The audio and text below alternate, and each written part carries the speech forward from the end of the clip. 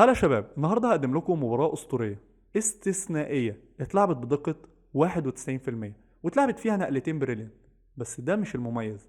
المميز هنا إن بطلها أسطورة مصرية، وبإذن الله بطل العالم المستقبلي، وهو عبد الرحمن سامح. فالسؤال هنا، مين هو عبد الرحمن سامح؟ عبد الرحمن سامح بطل الجمهورية الناشئين 2024 من مواليد 2014، عنده 10 سنين بس، وبطل شوتينج شالنجر تحت تقييم 2000، وبطل الجمهورية لسنة 2024. فالنهاردة هقدم لكم أمتع مباراة للموهبة دي، مباراة عبد الرحمن سامح ضد جمال فياض من مواليد 1957، الأعلى تقييم في نادي سبورتينج بتقييم 2092، وكان في الوقت ده عبد الرحمن سامح تصنيفه 1880. فيلا بينا نشوف المباراة دي. المباراة دي اتلعبت في الجولة الأولى من بطولة كاس مصر 2024 ما بين عبد الرحمن سامح اللي بيلعب بالقطعة البيضاء بتصنيف 1880 ضد جمال فياض اللي بيلعب بالقطعة السوداء بتصنيف 2092. ويبدأ عبد الرحمن ويروح مقدم البيضاء في الاي 4، جمال يطلع اي 5، عبد الرحمن يطلع بالحصان بيهدد البيضاء، جمال يطلع بالحصان يحمي البيضاء، عبد الرحمن يروح منتشر بالفيل في السي 4 وبيحضر في الخطوات الجايه انه يبيت، وبكده هو بيلعب ايطاليان جيم. الاسود يكمل بالفيل في السي 5، الابيض يروح مقدم البيضاء بتاعه في السي 3 تحضيرا انه يقدم البيضاء في الدي 4، الاسود يروح راجع بالفيل، عبد الرحمن يروح مقدم البيضاء في الدي 3، الاسود يروح مقدم بيضاء الدي 6، عبد الرحمن يرجع بالفيل بتاعه في البي 3، فالاسود يروح منتشر بالحصان في الاف 6 تحضيرا في الخطوات الجايه انه يبيت، فعبد الرحمن يكمل بالحصان في الدي 2، الاسود يروح طالع بالبيضاء في الاي 6، عبد الرحمن يروح راجع بالحصان في الاف 1 تحضيرا انه يلعب الحصان بتاعه في الجي 3، فالاسود يكمل بالفيل في الاي 6، طالب تريد فيل قصاد فيل، انت لو اكلت الفيل ساعتها انا اكل بالبيضاء، والاسود بيخطط انه يبيت ويسيطر على الفايل ده بالروك اللي موجوده في الاف 1. بس عبد الرحمن في الموقف ده ما اكلش الفيل اللي موجود في الاف 6 وقرر انه يرجع بالفيل بتاعه في السي 2، الاسود يكمل ببيضاء في الدي 5، عبد الرحمن ما ياكلش بيضاء ببيضاء ويروح منتشر بالوزير في الاي 2، الاسود ياكل البيضاء، عبد الرحمن يروح واكل بالبيضاء، وبعد كده الاسود يروح مقدم البيضاء في الاتش 6، عبد الرحمن ينتشر بالحصان في جي 3 تحضيرا في الخطوات الجايه انه يبيت، الاسود يكمل ويلعب الفيل بتاعه في جي 4. والنقله دي مش صح في الموقف ده علشان ملهاش اي هدف في الوضعيه دي، انت بتعمل بينا على الحصان بس مفيش اي خوف، فالمهم ان عبد الرحمن سامح رد عليه وراح مبيت، فالاسود هو كمان يروح مبيت، فيكمل عبد الرحمن ويروح مقدم البيضة في الاتش 3 بيهدد انه ياكل فيل، الفيل يرجع في الاي 6. ومن هنا انت لازم تركز معايا وخد بالك، ده امر علشان عبد الرحمن هيفاجئك في النقلات الجايه. عبد الرحمن يقرر انه يلعب اول نقله هجوميه في الموقف ده ويروح لاعب الحصان في الاتش 4، بيخطط انه يلعب الحصان بتاعه في الاف 5 محمي بالحصان محمي بالبيضاء، الاسود يشوف الفكره دي ويروح راجع بالحصان بتاعه في الاي 7، يكمل عبد الرحمن هجوم ويروح لاعب الوزير بتاعه في الاف 3. ايه هدف النقله دي؟ الهدف اللي انا اضحي بالفيل بتاعي واكل البدء الموجود في الاتش 6. فانت تقول لي ازاي؟ هقول لك ان الاسود هنا لو رد ولعب نقله غبيه زي ان هو يقدم البدء في الاي 5، ساعتها الابيض هيرد عليه ويلعب الطابيه في الدي 1 بيهدد انه ياكل الوزير، الوزير يتحرك، وساعتها عبد الرحمن هيقرر انه يضحي بالفيل بتاعه وياكل البدء اللي موجود في الاتش 6. انت هنا لو اكلت الفيل فانا هاكل الحصان اللي ببلاش اللي موجود في الاف 6، وبحضر في الخطوات الجايه اللي انا العب الحصان بتاعي في الاتش 5 واكسبك بالتشيك ميت، وهتبقى النقله الوحيده ليك اللي انت تمنع التشيك ميت دي اللي انت تتحرك بالملك بتاعك في الاتش 7، عشان عبد الرحمن لما يجي يلعب الحصان بتاعه في الاتش 5 ساعتها انت تلعب الطابيه في جي 8 وتمنع التشيك ميت في مربع الجي 7. فاللاعب الاسود اول لما شاف نقله الوزير بتتحرك في الاف 3 شاف الافكار دي كلها فيقرر انه يرجع بالحصان بتاعه في الاتش 7، ونقله الحصان في الاتش 7 بتمنع كل الافكار دي. فمثلا عبد الرحمن لو قرر انه ياكل بيضه ساعتها الاسود هياكل بكل سهوله بالبيضه، ولما انت تيجي تلعب الحصان على اساس ان انت تلعب الوزير وتكسب التشيك ميت الاسود هيغطي بكل سهوله بالحصان بتاعه في جي 5 محمي بالبيضه الموجود في الاتش 6. فعبد الرحمن شايف برضو الافكار دي فهو قرر انه يلعب الطابيه بتاعته في الدي 1 بيهدد انه ياكل وزير، الوزير يتحرك في الاي 8، عبد الرحمن يكمل ويروح لاعب الحصان في الاف 5، الاسود يكمل في الموقف ده ويلعب افضل نقله في الشكل ده ويروح لاعب الملك بتاعه في الاتش 8. فالسؤال هنا، ليه نقله الملك في الاتش 8 افضل نقله في الشكل ده؟ علشان يمنع اي افكار فورك. فانت تقول لي ازاي اي افكار فورك؟ الفكره هنا ان اللاعب الاسود يقدر ياكل حصان بحصان، بس النقله دي غلط علشان هيرد عليك وياكل بالبدء بيهدد انه ياكل الفيل، فانت تهرب بالفيل صح؟ فهو هيرد عليك ويروح لعب الحصان في الاتش 5. وتخيل معايا ان النقله الوحيده اللي ما تخلكش تخسر الجيم بسرعه في الموقف ده اللي انت تقدم البدأ بتاعك في جي 5. علشان انت لو قررت ان انت تلعب اي نقله غبيه في الموقف ده وتقدم مثلا بدأ في الاي 5 بالشكل ده، او حتى اللي انت تلعب الطابيه بتاعتك في الدي 8، ساعتها الابيض هيرد عليك وياكل البدأ اللي موجود في الاتش 6. انت تاكل بالبدأ، هو هيرد عليك ويروح لاعب الكوين في جي 4 بيعمل تشيك للملك. انت لو اتحركت بالملك تخسر بتشيك ميت في نقله واحده بس، ولو غطيت بالحصان بتاعك في جي 5 فهيرد عليك ويلعب الحصان في الاف 6 يعمل تشيك للملك، الملك يتحرك، تخسر الوزير اللي موجود في الاي 8. فعلشان كده نقله الملك في الاتش 8 افضل نقله في الشكل ده. يكمل عبد الرحمن ضغط على اللاعب الاسود ويروح لاعب الحصان بتاعه في الاتش 5، بيهدد انه ياكل البدأ الموجود في جي 7 بالحصان محمي بالحصان الثاني. فهنا لو اكل البدأ الموجود في جي 7 ساعتها هيهدد اللي هو ياكل الوزير اللي موجود في اليد، فانت تهرب بالوزير بتاعك وتتحرك بيه في اي حته مثلا، ساعتها البدأ اللي موجود في الاتش 6 هاكله عن طريق الفيل، فهتبقى كل القطع ضغط على الملك الموجود في الاتش 8، فهتخسر بتشيك ميت بعد حوالي 5-6 نقلات بعد كده. فاللاعب الاسود في الموقف ده كانت احسن نقله ليه انه يلعب الطابيه بتاعته في جي 8 ويحمي بدأ الجي 7. بس هو هنا غلط وراح اكل الحصان اللي موجود في الاف 5.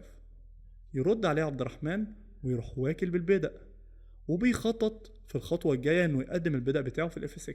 الاسود ما يسمحلوش بالفكره دي ويروح مقدم البدأ في الاف 6، ودي افضل نقله في الشكل ده، علشان هو لو ما قدمش البدأ في الاف 6 وقرر انه يقدم البدأ في الاف 5 ساعتها عبد الرحمن هيقدم البدأ في الاف 6 بيهدد انه ياكل الحصان الموجود في الاف 6. فانت هنا هتعمل ايه؟ تاكل البدأ عن طريق البدأ، ساعتها ارد عليك واكل بالحصان، بهدد ان انا اكل وزير. تاكل بالحصان، اروح انا واكل بالوزير، بعمل تشيك للملك، الملك يتحرك، ارد عليك واكل البدأ الموجود في الاتش 6، وبخطط في الخطوه الجايه اللي انا اكسبك بتشيك ميت. ومفيش اي حاجه تقدر تمنع التشيك ميت دي، حتى انت لو لعبت الحصان هنا انا هاكل بالفيل، وبرضه بخطط ان انا اكسبك بتشيك ميت لما العب الوزير بتاعي في جي 7. فالمهم ان اللاعب الاسود شاف كل الافكار دي فقرر انه يقدم البدأ بتاعه في الاف 6. عبد الرحمن سامح يكمل ضغط ويروح لاعب الوزير في جي 4 بيهدد انه يكسب بتشيك ميت في نقله واحده بس بعد ما ياكل البدأ الموجود في جي 7. الاسود يمنع خانه التشيك ميت عن طريق انه يلعب الطابيه بتاعته في جي 8. عبد الرحمن يروح لاعب الفيل بتاعه في البي 3 بيهدد انه ياكل الطابيه اللي في جي 8. اللاعب الاسود يكمل ويلعب افضل نقله في الشكل ده ويروح مقدم البدأ في جي 6. عبد الرحمن سامح يرد عليه بافضل نقله ويروح واكل بدأ ببدأ. تقول لي ايه ده، هو ليه ما اكلش الطابيه اللي موجوده في الجي 8؟ عشان انت لو اكلت الطابيه اللي في الجي 8 هو هيرد عليك وياكل الحصان اللي موجود في الاتش 5 بيهدد انه ياكل وزير، ولما انت تتحرك بالوزير بتاعك في اي مكان ساعتها هو ياكل الفيل، فانت كده ما استفدتش اي حاجه، عملت تريد فيل وحصان قصاد طابيه في الموقف ده. فعلشان كده عبد الرحمن سامح ما اكلش الطابيه اللي موجوده في الجي 8 واكل البدأ الموجود في جي 6 بيهدد انه ياكل الحصان. الاسود يروح واكل البدأ بيهدد انه ياكل وزير، ما تقدرش تاكل بسبب حمايه الحصان بسبب حمايه الوزير. عبد الرحمن سامح يروح لاعب الوزير بتاعه في الاي 4، يرد عليه الاسود يروح لاعب الطابيه بتاعته في الدي 8، طالب تريد طابيه قصاد طابيه. عبد الرحمن سامح ما ياكلش طابيه في طابيه ويروح طالع بالفيل بتاعه في الاي 3، افضل نقله في الشكل ده. الاسود يرد ويروح واكل الفيل، عبد الرحمن سامح يروح واكل عن طريق الوزير، وبعد كده الاسود يروح لاعب الحصان بتاعه في جي 5. واللي فات ده كان كوم، واللي جاي كوم تاني، علشان اللاعب الاسود في الموقف ده غلط لما لعب الحصان بتاعه في جي 5. فحاول تقف الفيديو وتكتشف ليه النقله دي غلط، ولو انت مكان عبد الرحمن سامح تلعب ايه. اعتبر انت وقفت الفيديو. عبد الرحمن سامح اللي عنده 10 سنين بس يقرر انه يلعب افضل نقله في الشكل ده ويروح لاعب الفيل بتاعه في السي 2 بيهدد انه ياكل الطابيه اللي في جي 6. وتخيل معايا ان انت ما تقدرش تحمي الطابيه دي، فانت لو قررت ان انت تحمي الطابيه وتلعبها في جي 7 ساعتها انا هاكل بالحصان، ولو لعبت الطابيه بتاعتك في جي 8 ساعتها انا هاكل البدأ اللي موجود في الاف 6، اعمل فورك للطابيه والوزير في الموقف ده. فاللاعب الاسود كان حاسب نقله الفيل في السي 2 فكان مجهز ليها رد. ايه الرد؟ رد وراح لاعب الحصان بتاعه في الدي 5 بيهدد انه ياكل الوزير اللي موجود في الاي 3. فهنا احنا نستنتج ايه؟ ان احسن نقله ليك ايه؟ اللي انت تحمي الوزير صح وتحركه مثلا في الاي 2، وساعتها اللاعب الاسود هيرد ويروح حامي الطابيه بتاعته في الجي 8، وانت ما تقدرش تاكل البدأ اللي موجود في الاف 6 بسبب حمايه الحصان اللي موجود في الدي 5. بس عبد الرحمن سامح ما تحركش بالوزير بتاعه في الاي 2، ما تحركش بالوزير في الاي 1، ويقرر انه يلعب اول نقله بريليانت في الشكل ده ويروح مضحي بالطابية بتاعته وياكل الحصان اللي موجود في الدي 5. فالسؤال هنا، ليه نقلة الطابية في الدي 5 نقلة بريليانت في الشكل ده؟ الفكرة هنا ان عبد الرحمن اكل حصان موجود في دي 5، فهنا احنا نستنتج ان احسن نقلة للاعب الاسود انه ياكل الطابية اللي في الدي 5، بس عبد الرحمن يكمل ويلعب افضل نقلة في الشكل ده ويروح لاعب الحصان في الاف 4، بيعمل فورك للطابية اللي موجودة في الجي 6 للطابية اللي موجودة في الدي 5، وانت هنا ما تقدرش تاكل الحصان بسبب ان انت هتخسر الوزير اللي موجود في الاي 8. فاللاعب الاسود اكتشف ان هو في موقف وحش جدا، فيقرر انه ياكل البدأ اللي موجود في الاتش 3، بيعمل تشيك للملك، وانت هنا ما تقدرش تاكل بالبدأ بسبب البن اللي حصل على الملك اللي موجود في جي 1. عبد الرحمن يكمل بافضل نقله ويروح واكل الحصان عن طريق الحصان، وبعد كده الاسود يكمل ويغلط ويروح مقدم البدأ بتاعه في الاف 5. نفس الافكار، عبد الرحمن سامح يكمل ويروح لعب الحصان بتاعه في الاف 4، بيعمل نفس الفرق للطابيه اللي موجوده في الجي 6 للطابيه اللي موجوده في الدي 5، وانت ما تقدرش تاكل بسبب ان انت هتخسر الوزير اللي موجود في الاي 8.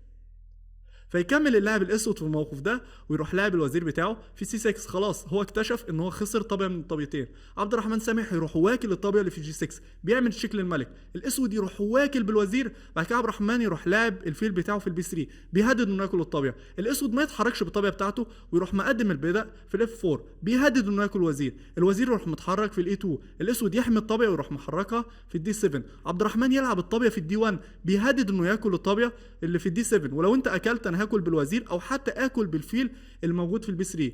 بس ده مش من مصلحه الاسود انه يكسر قطع، فالاسود قرر انه يلعب الطابيه بتاعته في الاي 7، يرد عليه عبد الرحمن ويروح لاعب الطابيه في الدي 8، بيعمل تشيك للملك. وهنا الاسود قدامه 3 حاجات يقدر يعملهم، والثلاث حاجات اسوأ من بعض. فالاسود قدامه انه يتحرك بالملك بتاعه في الاي 8، وهنا هو هيخسر بتشيك ميت بعد 3 نقلات.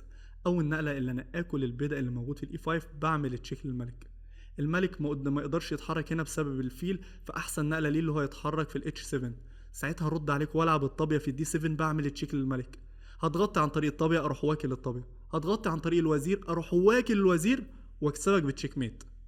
الحاجه التانية اللي الاسود يقدر يعملها في الموقف ده انه ما يغطيش بالطابيه بتاعته علشان هو هيخسر بتشيك ميت، ويتحرك بالملك في جي 7، بس ساعتها هيخسر الوزير عشان الابيض هيرد عليه ويروح لاعب الطابيه في جي 8، بيعمل تشيك للملك، الطابيه دي محميه عن طريق الفيل، فانت تتحرك بالملك بتاعك في اي مكان تخسر الوزير اللي موجود في جي 6، او اللي انت تتحرك بالملك بتاعك في الاتش 7، وساعتها عبد الرحمن رد وراح لاعب الفيل بتاعه في السي 2، بيعمل بن للوزير اللي موجود في جي 6. فانت تقول لي سهله، انا اقدر اقدم البدأ بتاعي في الاي 4 والغي البن اللي حاصل على الوزير، وفي نفس الوقت انت لو اكلت البدأ ده ساعتها انا هاكل بالطابيه، ولو انت اكلت بالوزير اكل بالوزير وانا اللي بكسب في الموقف ده. بس عبد الرحمن سامح يكمل ويلعب تاني نقله بريليانت في الشكل ده ويروح لاعب الطابيه بتاعته في دي 7. السؤال هنا، ليه النقله دي بريليانت؟ علشان عبد الرحمن سامح بيضحي بالطابيه بتاعته وبيقول له كل الطابيه، وفعلا اللاعب الاسود اكل الطابيه اللي موجوده في الدي 7، وبكده بعد عن حمايه مربع الاي 4، فيرد عليه عبد الرحمن ويروح واكل البدأ الموجود في الاي 4 وبيعمل بن للوزير، وفي الخطوات الجايه بيخطط انه ياكل الوزير الموجود في جي 6. اللاعب الاسود يرد ويروح لاعب الطابيه بتاعته في الدي 1، بيقول له كل الطابيه عن طريق الوزير علشان انا اكل الفيل اللي موجود في الاي 4، بس عبد الرحمن سامح يقرر انه يحرك الملك في الاتش 2، ويقرر كابتن جمال في الموقف ده انه يستسلم. وبكده هنكون وصلنا لنهايه الحلقه بتاعتنا. عارفين الحلقه دي انا كنت المفروض احللها من امتى؟ من حوالي 3 شهور او 4 شهور كمان، لما قابلت والد عبد الرحمن سامح. ليه ما حللتهاش؟ عشان كنت عاوز انزلها في سلسله ملك التضحيات، كنت عاوز اختار احسن المباريات لبوبي فيشر، احسن المباريات لميخائيل تال، واضيف عبد الرحمن سامح وسطيهم. بس الموضوع طول معايا لدرجه ان انا كنت محرج جدا من ولد عبد الرحمن سامح اللي انا ما حللتش المباراه طول الفتره دي. اكتر مباراه ممتعه انا شفتها للاعب عربي لحد دلوقتي، طبعا بعد مباراه الصراحه سالم عبد الرحمن. فده عبد الرحمن سامح. وملحوظه، انا هقابل عبد الرحمن سامح ووالد عبد الرحمن يوم الخميس الجاي، فطبعا هنصور فيديو كده، فهنسألهم شوية أسئلة. فلو انتوا حابين تسألوهم أسئلة معينة فياريت تقولوها في الكومنتات وانا هقولها لهم، وان شاء الله يجاوبوا عليها، وان شاء الله ننزل الفيديو في اقرب وقت. وبس كده، كده هنكون وصلنا لنهاية الحلقة بتاعتنا. اتمنى تكون عجبتكم. اشوفكم في الحلقة الجاية. سلام.